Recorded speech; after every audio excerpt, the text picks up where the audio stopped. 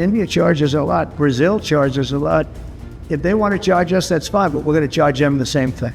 US President-elect Donald Trump has repeated this threat a bunch of times now, and as his taking office gets closer, India is beginning to think about how imposition of tariffs could actually affect us.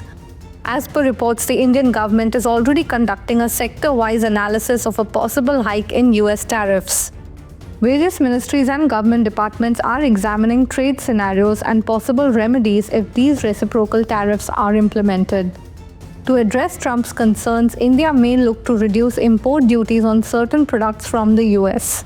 Trump has issues with high tariffs on certain things like imports of wines, automobiles, on which tariffs are over 100%. In 2018, Trump had criticized India's high import tariffs on Harley-Davidson bikes. At the time, the tariff on that was 100%. In response, India reduced it to 50%. However, Trump wasn't happy with this either, saying that the US imposed zero tariffs on Indian motorcycle imports. But calling India a tariff king may not really be justified. The US also imposes over 100% import taxes on industries that they want to protect. For example, dairy products, fruits, vegetables, tea, minerals, and metals. While the average tariff rate is lower than India's, Trump tends to single out certain products that India charges high tariffs on. Trade was one thing that did cause India-US tensions in Trump's first term too.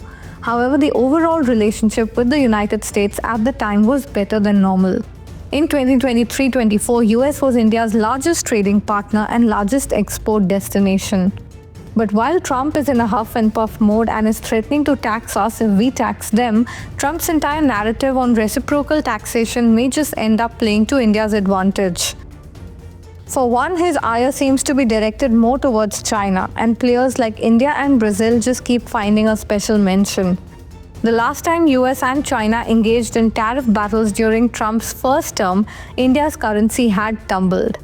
However, backed by strong domestic fundamentals and a buoyant consumer market, the trend reversed soon enough. The initial weak INR also provided a higher bang for the buck for FDI, who could invest more money with the same amount of dollar investments. A similar scenario can play out now if Trump carries out his threats against China. High tariffs on China will also give Indian suppliers an opportunity to increase their sales in US markets, replacing Chinese goods. However, all of this will be dependent on India's status as a high-growth nation, which in turn does depend on Indian consumer expenditure. Over 50% of our GDP is composed of household consumption, and that is currently low, especially in urban areas. So for India to really take advantage of the situation, the demand does need to be restored. Also, Trump's rhetoric suggests that the US may push India to lower its trade barriers because high import tariffs would affect Indian industries like IT and textile. These industries rely heavily on American consumers. The fact that US and India see China as a mutual threat could work in India's favor.